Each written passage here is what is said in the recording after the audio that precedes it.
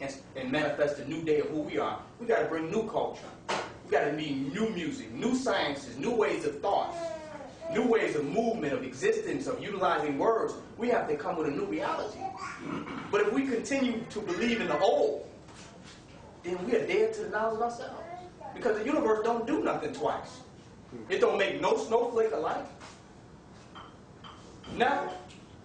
There are no two snowflakes that will ever be the same. So why are we manifesting as new beings on the planet, new beings on this planet to try to do something old all again? It makes no sense. So when you start realizing that you cannot keep something going that's outside of yourself, now you become a creator. Now you can create something that is a manifestation of who you are. And they'll come and pick that up. Years from now, they'll come and say, I'm this. I'm what this person has manifested. I'm what this person has created. Some other people now will embrace the ideology of the new reality that is created. And they'll say, man, I'm true to this. Not realizing if you can yet but be true to yourself, you can manifest more than this world has ever seen. So they got us holding on to old stuff because we don't believe in ourselves. We take our identity from the past. Not realizing that it's a new energy that has come forth. It's a new DNA. It's a new mindset. So keeping it real means keeping it real to ourselves. And to do that, you have to have knowledge, a knowledgeable relationship with the ancestors. Because they sent you here. The ancestors, the elemental forces of being, manifested you for a reason. You can come to know yourself and be true to that reason, or you can be true to something going on out here.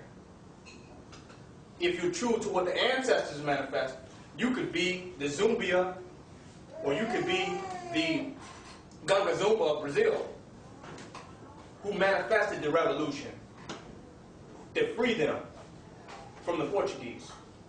You could be that new consciousness, which was the Martin Luther King, who brought a new consciousness to the planet. You could be the Gandhi. You could be any of those great individuals that came with a new consciousness. They didn't just come with something off. You could be the George Washington Carver who came up with the new peanut. All the different ways to deal with the peanut. You can be the new consciousness of this time if you're not afraid to know yourself.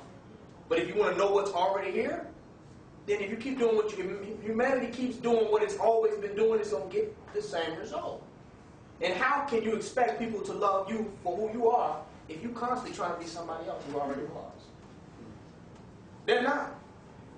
They cannot ever come to love what is true and what is pure if you're always trying to be somebody else.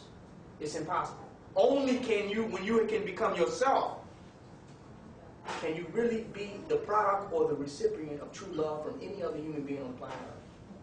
That's the bottom line. So my whole thing is in coming to know that self. We're not talking about knowing what's on the walls in Kemet. That's not true. It's related to you. You can uncover that information and learn some stuff. But when we talk about the knowledge itself, we're talking about your unique experience that King Tut did not have. Thutmose did not have it. Ramesses did not have your unique experience. He was not born in this time with those unique experiences. So you got to, when it says come to know yourself, you got to come to know the divinity of the human being that is uniquely expressed as yourself. You got to come to know that. That is knowledge of self. And when you can handle that, when you can handle that prana, that chi, that energy, that ashe, when you can handle that and distribute that into this universe, you will be the most powerful man this planet has ever seen. That's the bottom line. But most people never come to know who they are because they want to buy into what exists. Oh, I'm a Christian. I'm a Buddhist. Well, I asked him, was Jesus Christ a Christian? You'll find out he was not a Christian. He said, I am that I am.